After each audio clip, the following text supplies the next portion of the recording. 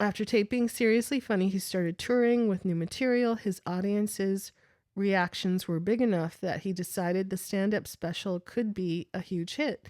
That was the moment he decided to try doing it himself. In 2009, he created Heartbeat Productions, rented the Ventura office space, and invested the money he was making on that tour into producing a special himself named Laugh at My Pain.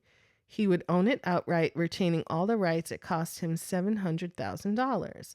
Now he needed to get people to pay to see it.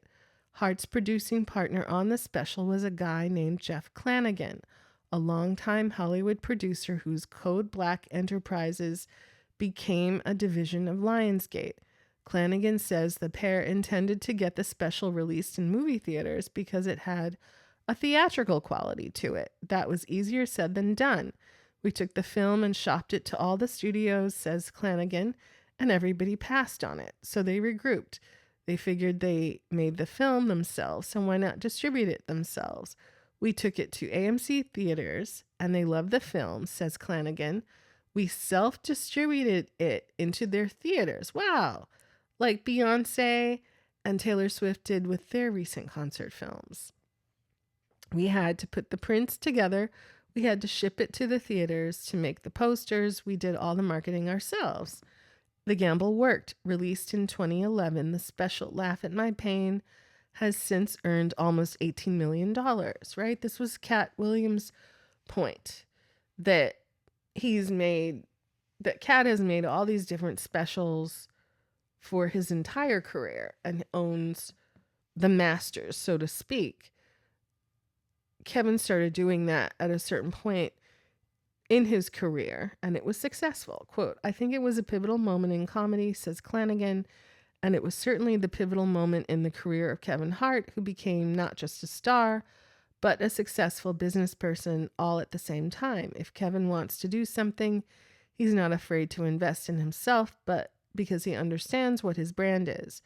You couldn't go to 90% of the people in Hollywood and ask them to invest in their own movie, says Clanagan. Around this time, Hart's movie career was also taking off. As he had anticipated when he doubled down on his comedy work, he got lead or supporting roles in Think Like a Man, the Steve Harvey book-based project, Ride Along, right, which is a Ice Cube project, The Wedding Ringer, which is, it's a mainstream comedy, among others. The next logical place for him to put his money was on film and TV production. That way, as his star rose, so would the fortunes of a production company that got a piece of or owned his movies. First, Hart needed to show that his production game was strong, so he took the profits from Laugh at My Pain and bought back the rights to his previous specials and began repackaging and redistributing them. He also used the profits from Pain to make 2 more blockbuster stand-up specials that were released theatrically, produced, and owned by Heartbeat Productions. Again, Cat Williams said that this has been Cat's protocol his entire career, right? As opposed to part of his career. And it is, if you're doing well as a comedian, it's a very successful model. Let Me Explain, released in 2013, grossed more than $32 million, and 2016's What Now grossed $23 million. What Hart did next is perhaps less notable than what he didn't do. He didn't try to replicate the success of his past 3 stand-up specials. I can't try to go and do it again, Hart says. It's not going to happen. It's not realistic, especially with how people are receiving content now. It's snackable. It's Netflix, Hulu, it's Apple. Unquote. Really? Because killer stand-up specials are still I feel like that's the top of the game, right? Chappelle does it over and over again. All sorts of different successful comedians make these, well-developed, well-performed specials. Is it not a successful model, period, or just not a successful model, profitability wise or not a successful model for his brand? I would like to understand more. So in 2017, he launched Laugh Out Loud, LOL Network, a joint venture with Lionsgate to create digital comedy content, right?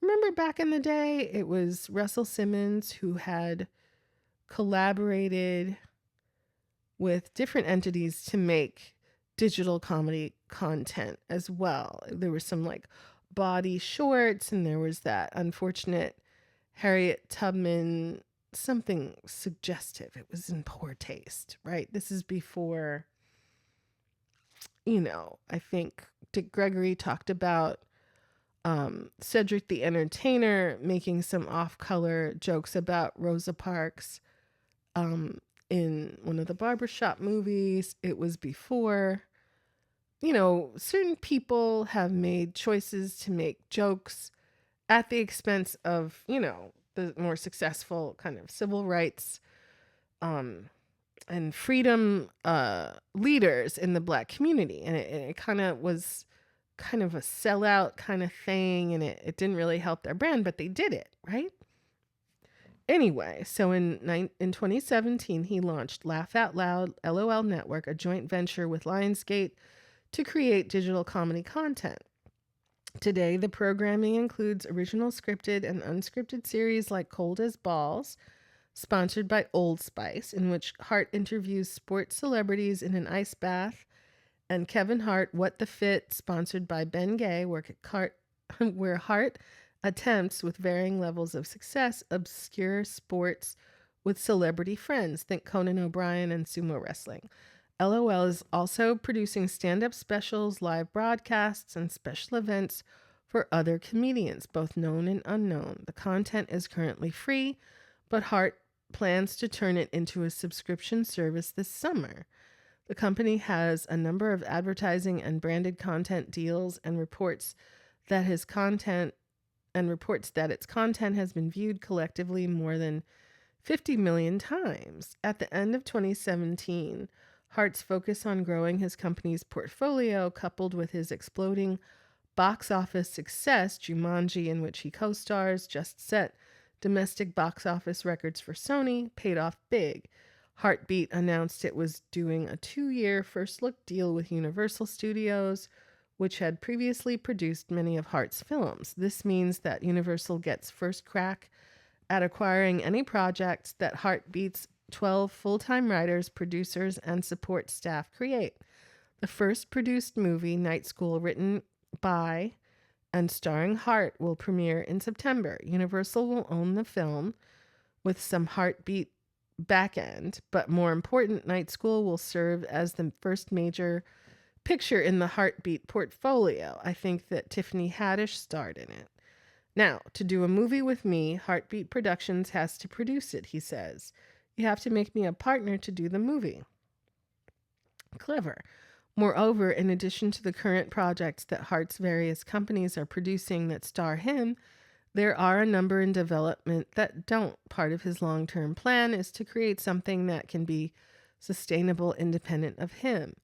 A lot of people in this entertainment world haven't really grasped the concept of ownership, says Hart, not just building the brand, but building a brand that can stand out with or without you. To me, that's where the power comes in. When it's all said and done, if the world ever decides to say, we're done with Kevin Hart, well, my brand and my business are still going to work.